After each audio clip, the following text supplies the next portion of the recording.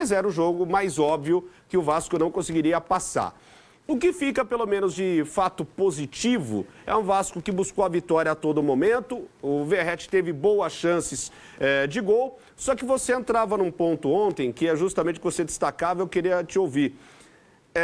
Tem um lado de você colocar o time titular e desgastar a equipe bastante, e tem um outro lado de um copo meio cheio, vamos dizer assim, de um lado mais otimista, de você dá mais entrosamento para esse time, para um jogo complicado contra o Internacional. Só que quando a gente viu o final do jogo lá na redação, você tocava num ponto. Só que aí os caras entram desmotivados para o jogo do final de semana. E fica assim essa situação, né? Porque o Independente Del Valle faz 1-0, mantém boa frente do jogo por boa margem. Você até confere aí a nossa timeline, né, do jogo, como o jogo correu. E aí o Verratti só vai fazer o gol lá na metade para o final do segundo tempo. Que recorte você faz, que resumo você faz dessa atuação com o Del Valle e o futuro do Vasco pensando contra o Inter? Eu estava até olhando, enquanto você falava, eu estava aqui bisbilhotando no celular para ver a sequência exata do Vasco. Sim. Porque são 3 jogos fora de casa, né? Internacional em Porto Alegre, no final de semana. No meio da semana que vem, o jogo de ida contra o CSA, em Maceió. E depois, no outro fim de semana, o jogo contra o Mirassol, fora de casa, interior de São Paulo, para fazer, então, a partida de volta contra o CSA. Quer dizer, o Vasco também tem, nesse confronto contra o CSA, uma chance de entrar nas quartas de final da Copa do Brasil, o que é interessante, né? Quer dizer, considerar que o Vasco vai estar entre os 8 na Copa do Brasil. Precisa passar pelo CSA antes, lógico. O CSA também não é que exatamente esteja considerando enfrentar o Vasco a pior notícia do mundo, né? É muito melhor pegar o Vasco do que o Flamengo, o Cruzeiro ou o Palmeiras. Hoje, a realidade do futebol brasileiro é essa. Então, para o CSA, enfrentar o Vasco também significa uma chance de estar entre os 8. Mas a Copa do Brasil a gente vai falar na semana que vem. O que me chama a atenção, Ivan, é que o Vasco volta, o Vasco acaba bem. O Vasco faz alguns jogos interessantes antes do Mundial de Clubes, né? Inclusive ganha do São Paulo, acabando na demissão do Zubeldia, né? Então, parecia que o Vasco, com o Fernando Diniz, seria um time legal de ver e que conseguiria bons resultados. Tem um play-off de Sul-Americana contra o Independente Del Valle, porque não conseguiu ser primeiro lugar, num grupo que não era nada demais, tudo bem, não é culpa do Diniz, pegou já com o bonde andando e dá um pouco de azar. Cara, tomou 4 do Del Valle, perdeu do Botafogo na volta, empata com o Grêmio em casa. Seu time titular já jogou 3 partidas. O Cruzeiro, que é líder do Campeonato Brasileiro, está poupando o jogador. E o Vasco, que não tem um elenco tão farto, está botando o time titular. O time titular. Sim. Você pode olhar para um ou outro jogador e falar, mas é essencialmente o time titular. Sim. De trás para frente, Ryan, o David, Nuno Moreira, Verratti, Tietê e Jair, que tem jogado no meio de campo. Obviamente o Léo Jardim, o Hugo Moura está jogando no meio de campo, hoje na zaga. Sim, é um time titular do Vasco.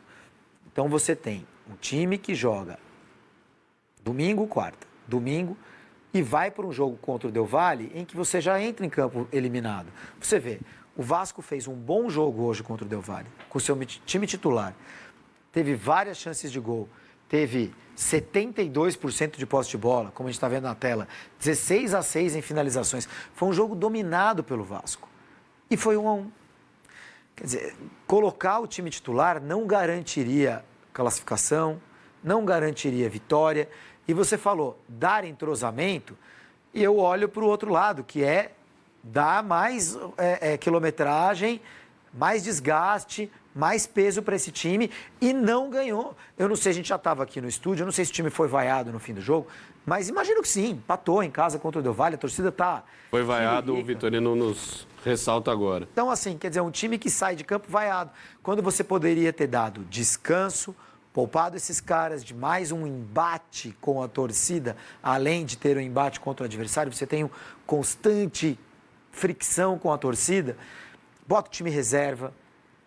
Se perder já estava eliminado, se empatar como empatou hoje já estava eliminado, mas você tem a chance de dar respiro para os titulares e de repente encontrar alguma luz entre os reservas. De repente ver alguma coisa que às vezes o cara no treino não está chamando tanta atenção e na hora H, no jogo, consegue fazer alguma coisa. Eu acho que O Diniz errou na maneira de encarar essa partida, de planejar essa partida.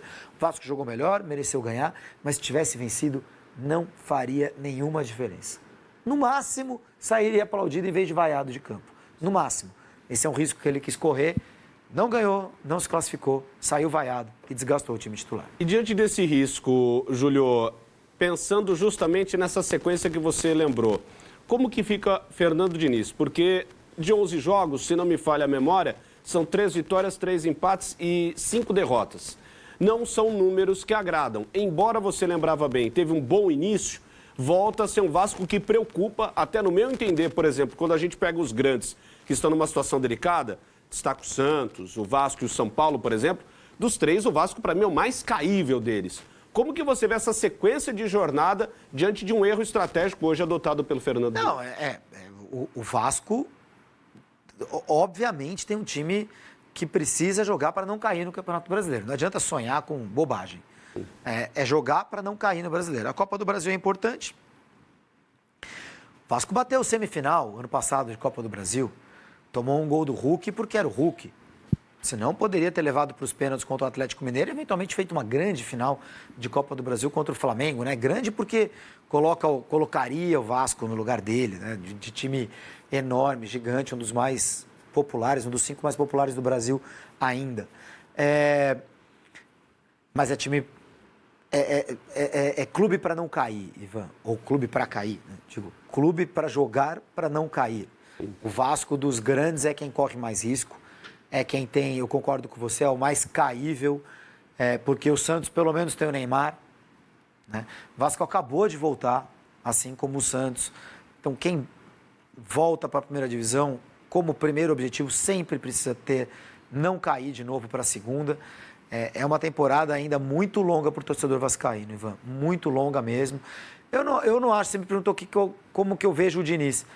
Assim, foi o Pedrinho tomou uma decisão. O Pedrinho hoje toma conta do clube. Inclusive, foi um dos alvos do xingamento da torcida, além da equipe. Vai sobrando para todo mundo, né? Primeiro xinga um técnico, depois começa a xingar jogador, depois começa a xingar dirigente, depois volta pro técnico, depois volta pro jogador.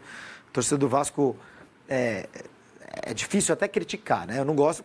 Torcedor no CT pressionando, falando pro jogador, eu sei onde você vai de manhã e tua família, que bar frequenta, que padaria frequenta. Isso é inaceitável. Agora, o cara reclamar, vaiar, ficar insatisfeito com o time no estádio, é difícil criticar o vascaíno, né? Um torcedor muito marcado, muito, muito ferido nesses últimos anos.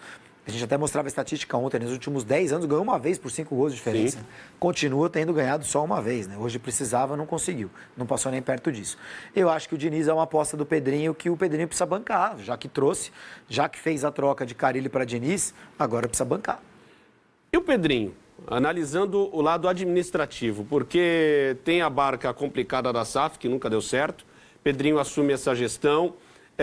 Dá para fazer alguma análise de o Pedrinho evoluiu ou involuiu o Vasco atualmente, ou não dá para se cobrar do Pedrinho diante de tamanha tormenta que ele encarou de uma SAF em que o Vasco teve que entrar na justiça para conseguir se desvencilhar?